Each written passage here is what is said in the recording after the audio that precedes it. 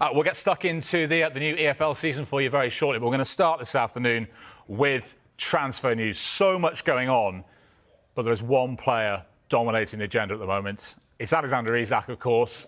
Liverpool having that bid rejected yesterday, around £110 million. Will they come back with another offer? Isak not with the Newcastle squad in South Korea at the moment. He's been training on his own at his old club Real Sociedad in Spain, but is due back at the club on Monday. Will we have movement by then? Let's see what the guests make of this. Lots of stories to come to, but I want to focus on Isak for now, Clinton. I mean, Liverpool have already spent the best part of £300 million this summer. If they get Isak as well, Sky Bet, by the way, have him odds on to move before the deadline. Does he guarantee them another league title? I thought before they got Isak, they were guaranteed another league title. I think the signings they've done have been very, very, very good. I think we saw the job Arne Slot done last season. It was a fantastic job. But I think getting Isak, that tips them. They're favourites anyway, but even more so, you might as well give them the trophy like that. That's my opinion. It might not be everyone's opinion. It's not going to be everyone's in the Premier League and the teams that are fighting for it. But I think Isak, he's the real deal, Jules. He's got all the ability. It won't take him time because he's played in the Premier League for many seasons and delivered. He had an outstanding season last season for Newcastle. Newcastle would be devastated if they lost a player of that calibre. But for me, he's the real deal. He's the complete centre forward. He can do everything. I think he's one of the best around in the world. That's a great finish. He give the ball away.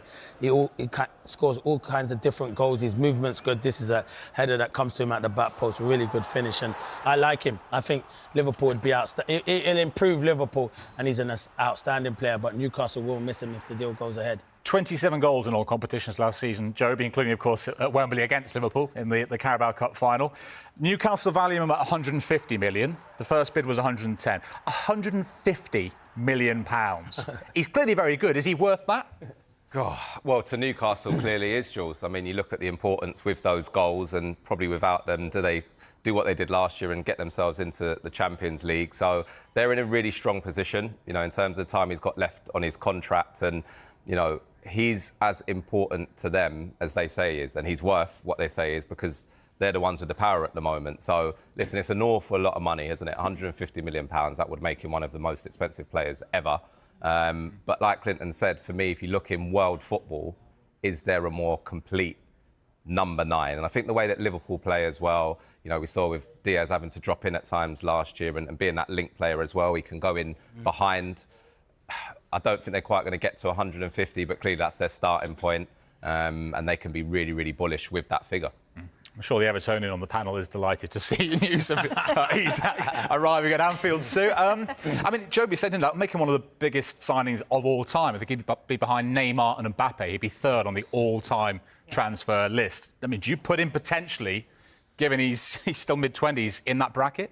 I think that's the thing, the fact that he's still mid-20s, he can still get even better. I think the only downside, if there is a downside, is the injury record. But in terms of, you know, the player that he is, exactly the same as what the boys have said, he is the complete forward, isn't he? He's got everything about him. Obviously, his goals, we saw some of them there, his link play, the way that he can dribble past players, his vision, his awareness, he can be that presence, if you like. So he does have everything. So you can understand why Newcastle and Eddie Howe is desperate to keep hold of him, because I feel a bit sorry for Newcastle, because there was such a feel-good factor, wasn't there, around the club last season in terms of they won the trophy, and you thought if they can keep hold of their key players, Isak being one of them, then they can build on that. What will their season look like? So the fact that they haven't probably got a lot of the players that they wanted to get, and then now they've obviously, you know, a potential of losing Isak, because ideally you think Eddie Howe would have wanted Isak and another striker because of Callum Wilson going. So I do feel for Newcastle fans, but yeah, if you're a Liverpool fan, you're just thinking, wow, I can't wait to watch my side next season if that happens. Yeah, I mean, clearly, you know, his head's been turned. The champions have come in for him, Jamie.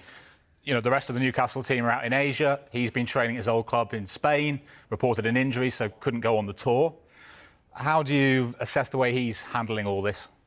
I think it's very hard, Jules, unless you're in his position. You know, I think it's very easy for the wider public and football fans to kind of criticise footballers. There's always the perception of there being an ideal way of leaving a football club, and it doesn't always pan out like that. And I think this is kind of a product of that. I think that he's probably not injured.